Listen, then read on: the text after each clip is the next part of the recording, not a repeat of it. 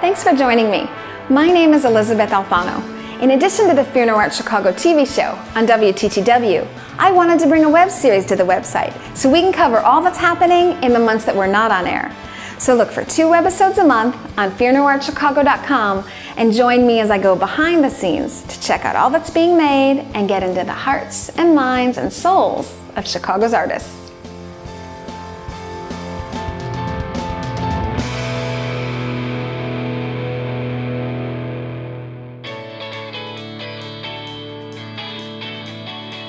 Today I'll be talking with painter Virginia Scribner Mallard, and I'm excited to talk to her for her long personal history in painting. Virginia, thank you for having me in your studio. It's got to be Ginger. Ginger, okay, Ginger. Ginger, thank you for having me in your studio. Oh, I'm honored to be here. Thank you for thinking about it. Of course, of course. Now, how long have you been painting? Let me see. Do I have to tell you in numbers? Well, no. You tell since me since I was a teenager. I like the challenge of painting. For me, every one of these pieces is an aggravation. How do you mean? What do you mean because it's not finished, and I have to solve the problem of how to finish it. So you think painting is problem solving? Yes. You pick up that brush in the morning, and if you paint several hours that day, by the end of the day, you have made between 250 and 300,000 decisions. Do I want to use this, or do I need to use this?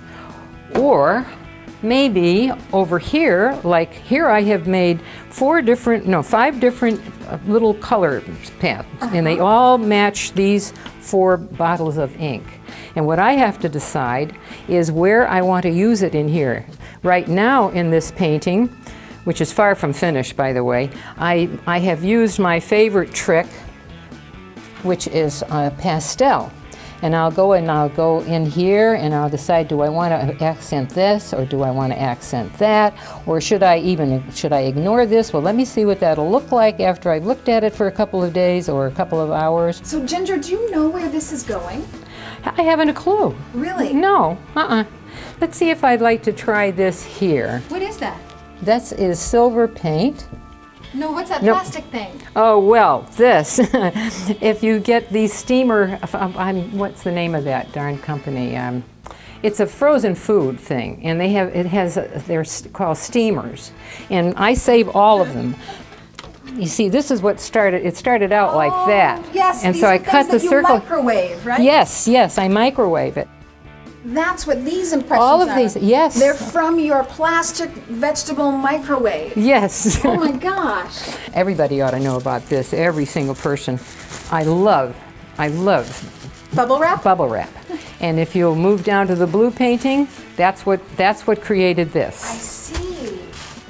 It's just a simple thing. I put it on here, and roll that. That's it. And I think that's maybe needs a little bit of lifting.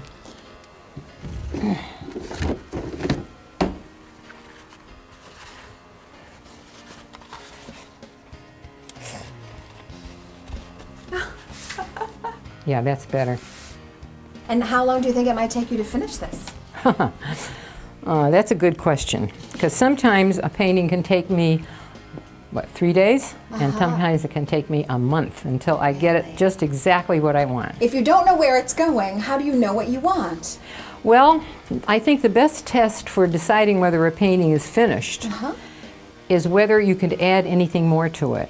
If you can't, then it's finished. If you can, then it's not finished. And so that's why I tell you that none of these are finished. It's kind of like looking at a cloud. You know, you lie on your back and you look up at the clouds and you think, oh, aren't they beautiful? And then all of a sudden, you'll see a shape. And oh my God, that's a tree, or that's a what, or this is that. And that's what happens in my paintings. So I never know until all of a sudden I get that one jolt that says, aha. Sometimes I get absolutely disgusted, of course, and then I'll throw the paint on and I'll squirt it with water and poof, and it'll become a whole different thing. Start all over. And start all over. And in fact, that's what happened to that one that's on the easel down there.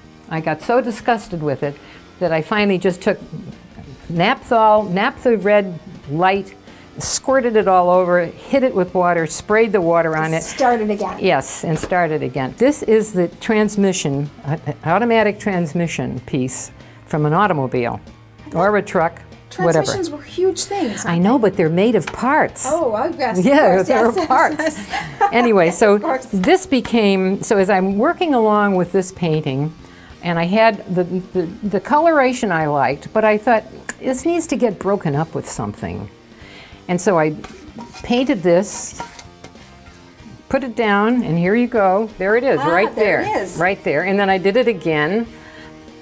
And I stepped back and I thought, gee, I kind of like that. Here's the part number. I'm going to do the part number in its mirrored state so that I have a continuous band. So this is the transmission part number? That's the part number.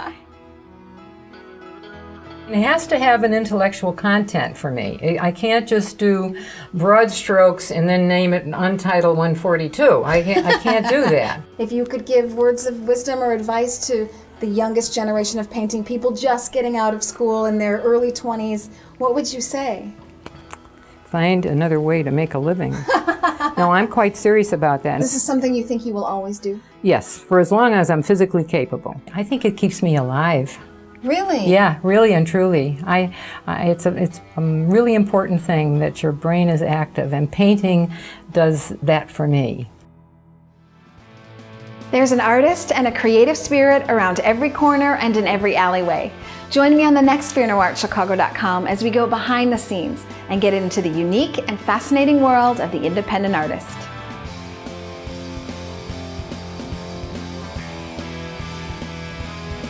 This came about, this kind of interesting texture here came about because I took this, or one like it, and Is this toilet paper? This is a toilet paper holder. But with toilet paper on it. I saw this on the ground. Now, I pick up things all the time. I think so. Yeah, I do. Oh, yes, of course. Oh, don't worry. We'll cut anything out that we want to. Oh, all right. What do we call this? Our webisode. Well, our webisode. I couldn't think of that to save my life. This has been great. Thank you. Okay, is that it? We're finished? Yeah, I think let's... Support for Fear No Art Chicago is provided by the L.H. Selman Gallery. Paperweights are the crown jewels of glass artistry. You can discover both antique and modern paperweights at the L.H. Selman Gallery in Chicago's Fine Arts Building.